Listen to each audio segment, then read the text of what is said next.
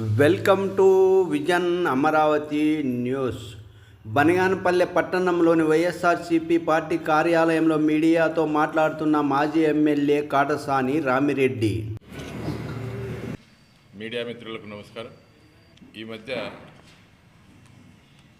మన యొక్క ఆంధ్రప్రదేశ్ రాష్ట్రంలో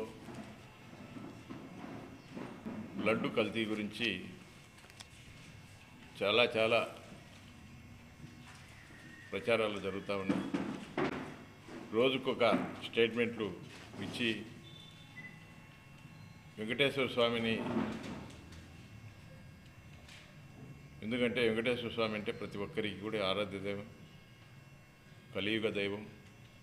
అంటే అటువంటి వెంకటేశ్వర స్వామిని కూడా ఈరోజు చులకన చేసే విధంగా ఈ తెలుగుదేశం పార్టీ నాయకులు చంద్రబాబు నాయుడు గారు అయితేనేమి, లోకేష్ గారు అయితేనేమి, అదేవిధంగా పవన్ కళ్యాణ్ గారు అయితేనేమి, మరి వీళ్ళు ప్రవర్తించిన తీరు, వీళ్ళు మాట్లాడే మాటలు, వీళ్ళు ఇచ్చే స్టేట్మెంట్లు చూస్తూ ఉంటే బాధేస్తూ ఉంది.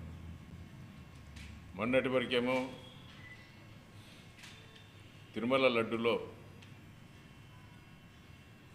పంది కొవ్వు కలిసిందని, గొడ్డు మాంసం కలిసిందని, అదేవిధంగా ఫిష్ ఆయిల్ కలిసిందని చెప్పి ప్రజల యొక్క మనోభావాలను దెబ్బతీసే విధంగా మాట్లాడడం జరిగింది. మరి దీని మీద ఖచ్చితంగా విచారణ జరపాలి. దీన్ని పూర్వాపరాలు పరిశీలించాలి. ఇది ఖచ్చితంగా దీని విషయంలో భక్తుల యొక్క మనోభావాలు దెబ్బతిన్నాయి. దీని మీద కోర్టుకు కూడా వైఎస్ఆర్ కాంగ్రెస్ పార్టీ వైవి సుబ్బారెడ్డి గారు కోర్టుకు కూడా వెళ్ళడం జరిగింది. కోర్టు కూడా ఒక సిట్టు ఏర్పాటు చేసి అందులో సిబిఐకి సంబంధించిన వాళ్ళని కూడా పెట్టి, ఇటు రాష్ట్ర ప్రభుత్వం సంబంధించిన అధికారులు, అటు సిబిఐకి సంబంధించిన అధికారులను కూడా ఏర్పాటు చేసి ఒక సిట్టు ఏర్పాటు చేయడం జరిగింది. ఆ సిట్టు ఈ మధ్య పూర్తిగా విచారణ జరిపి కోర్టు కూడా ఆ యొక్క నివేదికను కూడా సమర్పించడం జరిగింది. ఆ నివేదికలో ఎటువంటి జంతు కొవ్వులు కలవలేదు, ఎటువంటి పంది కొవ్వు కానీ, ఆవు కొవ్వు కానీ, లేదంటే ఫిష్ ఆయిల్ కానీ, పంది మాంసం కానీ ఏది కూడా కలవలేదు, ఇది శుద్ధ అబద్ధం అని చెప్పడం జరిగింది.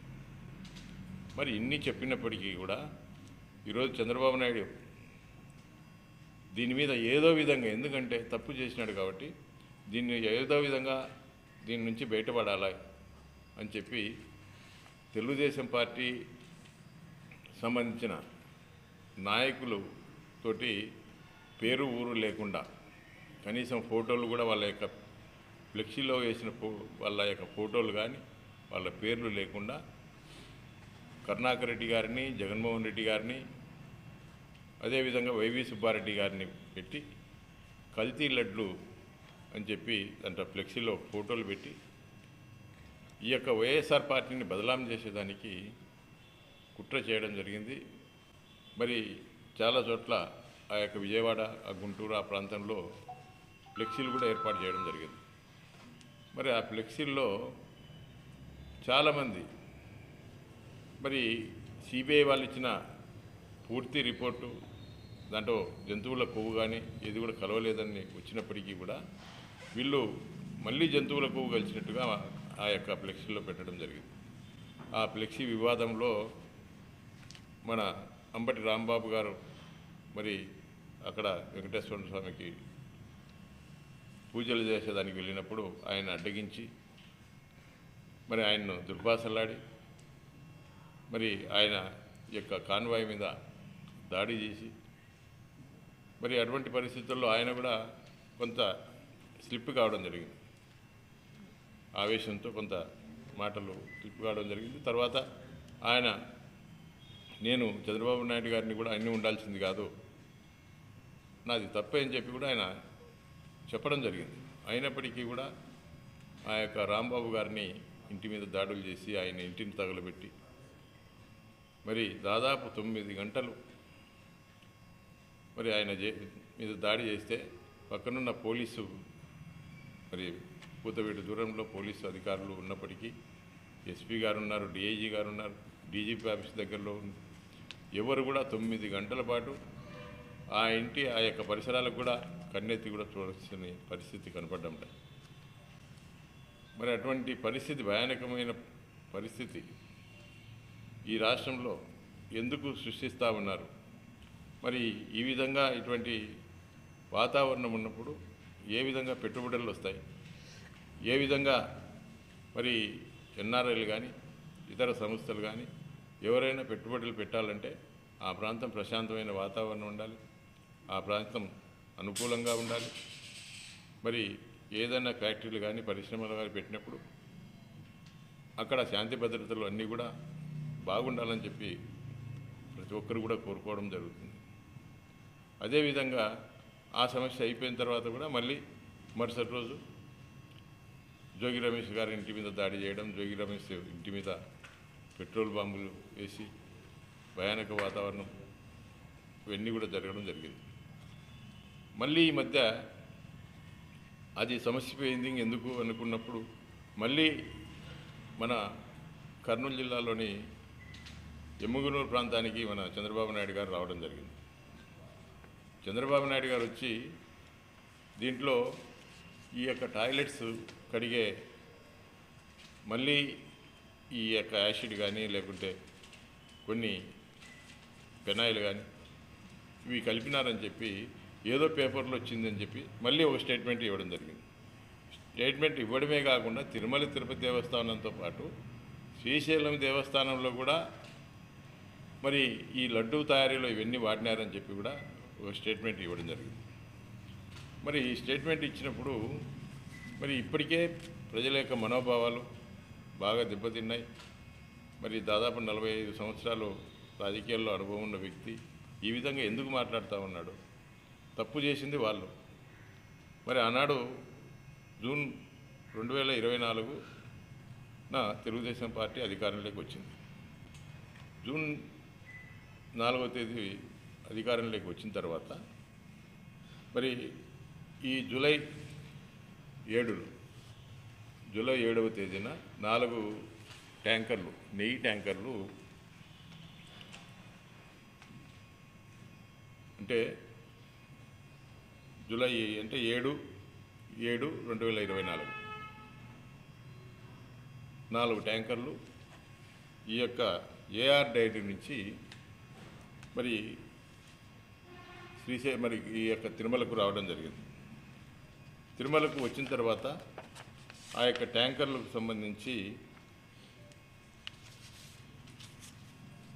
ఖచ్చితంగా అవన్నీ కూడా టెస్ట్ చేయాలి, ల్యాబ్కు వెంటనే పంపడం జరిగింది.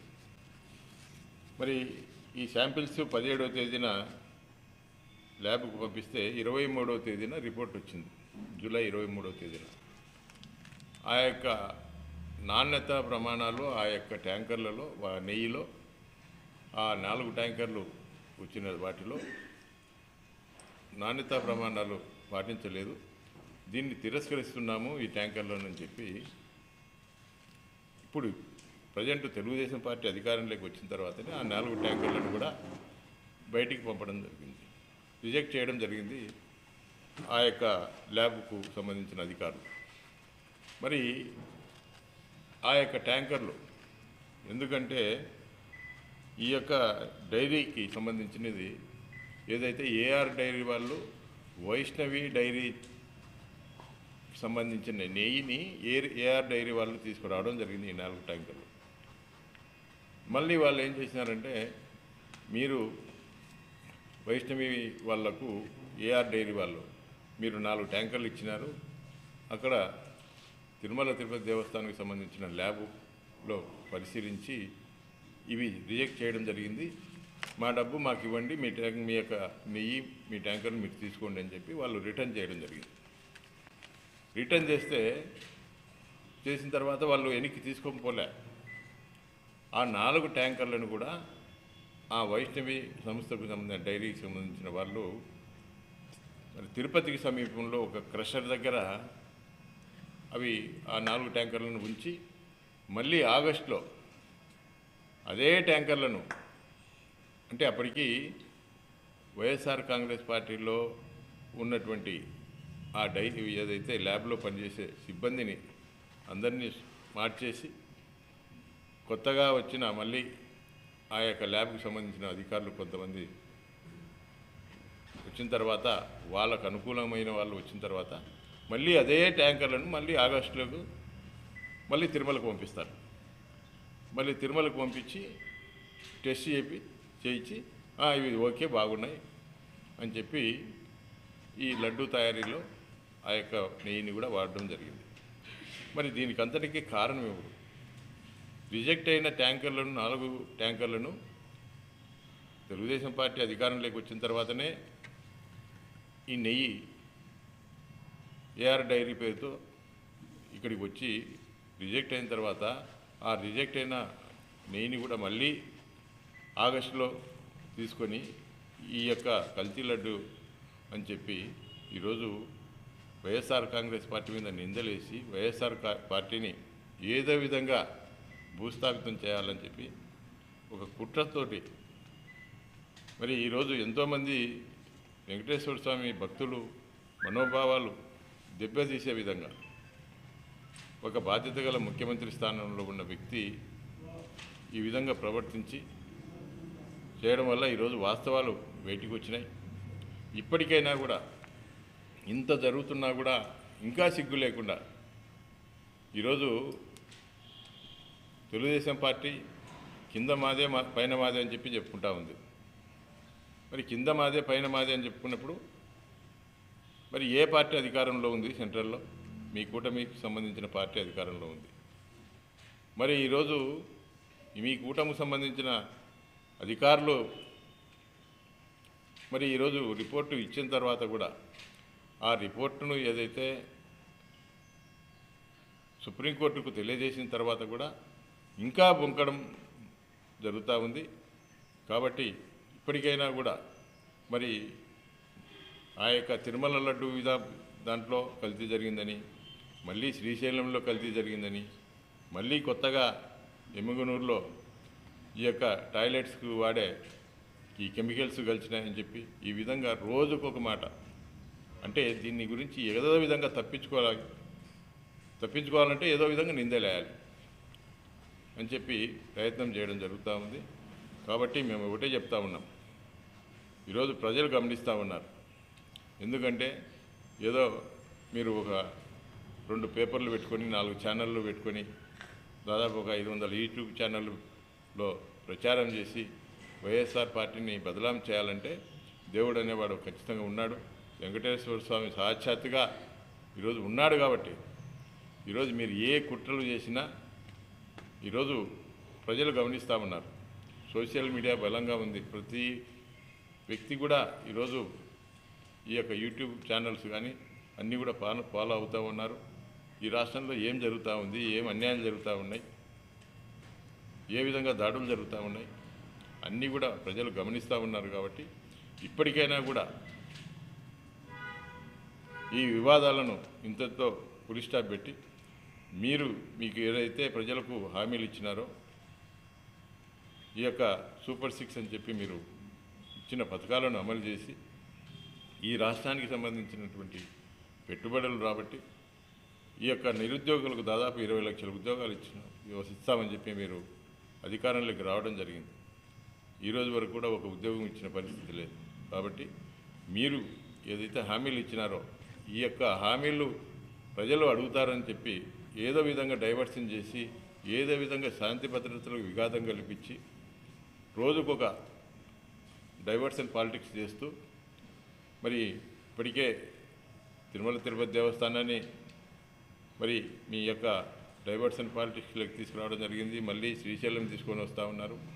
ఇంకా మున్ముందు ఇంకా ఏమి తీసుకొస్తారో కూడా అర్థం కాని పరిస్థితి ఉంది. కాబట్టి ఈ విషయాన్ని ప్రజలు గమనించాలని చెప్పి మేము కోరుతూ, తప్పకుండా దేవుడు వాళ్ళను ఖచ్చితంగా శిక్షించాలని, మరి సుప్రీంకోర్టు కూడా దీని మీద నివేదిక వచ్చింది కాబట్టి ఈరోజు చంద్రబాబు నాయుడు గారి మీద ఖచ్చితంగా చర్యలు తీసుకోవాలని చెప్పి, మరి ఈ రాష్ట్రంలో శాంతి భద్రతల సమస్య పూర్తిగా దెబ్బతినింది కాబట్టి ఈ రాష్ట్రంలో, ఎందుకంటే మొన్న ఈ మధ్య గుంటూరులోనూ అదేవిధంగా విజయవాడలోనూ మరి ఈ యొక్క వైఎస్ఆర్ కాంగ్రెస్ పార్టీ నాయకుల మీద దాడులు చేసి వాళ్ళ యొక్క ఇళ్లను కూడా తగలబెట్టినారు కాబట్టి ఈ రాష్ట్రంలో మరి పరిపాలించే పరిస్థితి యొక్క సామాన్యమైన ప్రజలు కానీ వైఎస్ఆర్ కాంగ్రెస్ పార్టీ కానీ బతికే పరిస్థితి లేదు కాబట్టి ఈ యొక్క సుప్రీంకోర్టు జోక్యం చేసుకొని, కేంద్ర ప్రభుత్వం కూడా జోక్యం చేసుకొని, ఇప్పుడు